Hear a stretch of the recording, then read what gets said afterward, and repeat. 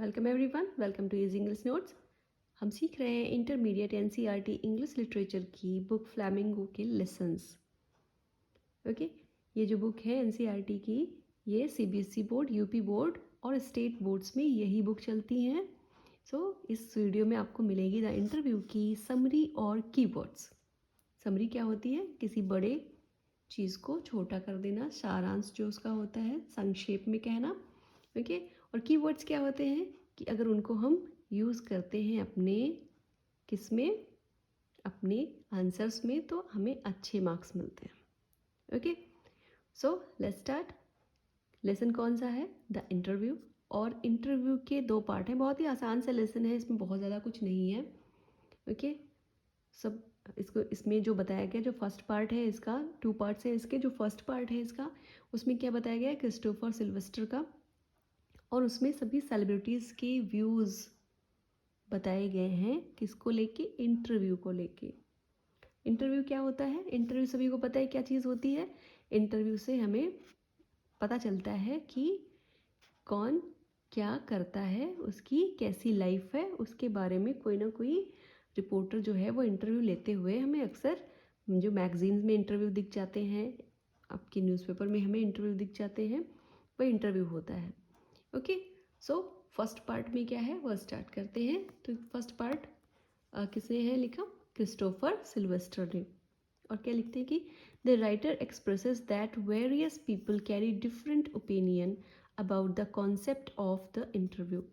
तो राइटर कहता है कि अलग अलग जो सेलिब्रिटीज़, मोस्टली सेलिब्रिटीज़ के इंटरव्यू लिए जाते हैं, तो अलग अलग जो सेलिब्रिटीज़ होते हैं, अलग अलग फेमस पर्सनालिटीज़ होते हैं, वो क्या करते हैं कि उनके अलग अलग ओपिनियन है सभी के।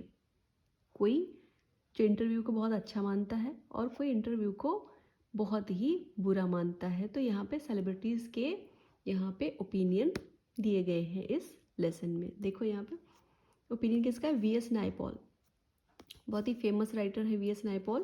उन्होंने क्या कहा है? People are wounded by interviews. ये कहते हैं कि जो लोग हैं उनको घायल किया जाता है, किससे? इंटरव्यू से, उन्हें पर्सनल क्वेश्चंस पूछ के। ओके, जो वो नहीं देना चाहते। नेक्स्ट है लेविस कैरोल है। तो इन्होंने क्या कहा है कि हॉरर ऑफ बीइंग लायोनाइज्ड, है ना, कि ऐसा लगता है कि घेर लिए गए हों, जो इंटरव्यू लेने वाले लोग हैं उनके द्वारा घेर लिए गए हों, ऐसा उनको हॉरर फील होता है।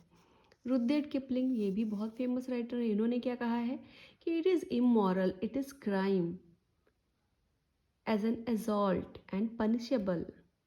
बहुत ही बुरा बुरा लिखा है इन्होंने। क्या कहा है कि इमोरल है ना, क्राइम है, ये तो अपराध है।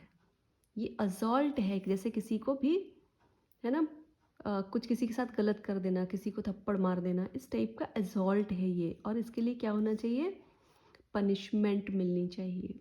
ओके, नेक्स्ट है एच जी वेल्स, बहुत फेमस राइटर है। टाइम मशीन, इनविजिबल मैन जैसी इन्होंने लिखी हैं अपनी स्टोरीज़। और इन्होंने क्या कहा है? ये ऑर्डियल है, बहुत ही बुरा है, कष्ट देने वाला है। ठीक है। डेनिस ब्रैन, डेनिस ब्रैन जो है, इनके जो व्यूज़ हैं, ओपिनियन है इनके इंटरव्यू को लेकर, वो पॉजिटिव हैं। वो इसके बारे में कुछ बुरा नहीं बोलते हैं। वो कहते हैं कि इससे लोगों के बारे में बहुत सारी चीज़ें पता चलती हैं दूसरे लोगों को। ओके, सो रुdyard किपलिंग के बारे में क्या लिखा हुआ है कि रुdyard किपलिंग जो पहले कहते थे कि ये इमोरल है, क्राइम है, इनको बाद के दिनों में किसका? मार्क ट्वेन का, जो मार्क ट्वेन भी बहुत फेमस है, तो मार्क ट्वेन का इंटरव्यू लेते हुए पाया जाता है। और एच जी वेल्स, जिन्होंने क्या कहा था कि ऑर्डियल है, वो भी जोसेफ स्टालिन का इंटरव्यू लेते हुए पाए जाते हैं लेटर ईयर्स में। तो कहने का मतलब है, जो लोग जो खुद बुरा वाला कहते थे कि बुरा है इंटरव्यू, वो बाद में दूसरे सेलिब्रिटीज़ का इंटरव्यू लेते हुए पाए जाते हैं, मतलब अपनी ही बात को वो गलत साबित करते हैं। इसका सेकंड पार्ट जो है द इंटरव्यू का, पार्ट 2, वो देखते हैं। ओके, पार्ट 2 किस पे बेस्ड है? पार्ट 2 है अम्बर्टो इको का एक रियल इंटरव्यू है। उसमें क्या थे, फर्स्ट पार्ट में क्या थे, फर्स्ट पार्ट में आपको ओपिनियन पता चले सेलिब्रिटीज़ के कि कैसे कैसे ओपिनियन है उनके इंटरव्यू के बारे में। और इसमें क्या है कि अम्बर्टो इको का एक रियल का इंटरव्यू इसमें छपा हुआ है बुक में। सो ये क्या है, इसमें क्या क्या चीज़ें हैं, मुकुंद पद्मनाभन इसमें फेमस नाम है। मुकुंद पद्मनाभन कौन है, द हिंदू एक न्यूज़पेपर है उसके ये रिपोर्टर हैं। ओके, और ये क्या लेते हैं, ये इंटरव्यू लेने जाते हैं अम्बर्टो इको का। अम्बर्टो इको कौन है, अ वर्सटाइल राइटर है, professor at the university of Bologna in Italy. ये इटली की एक फेमस यूनिवर्सिटी में प्रोफेसर हैं और फेमस राइटर भी हैं।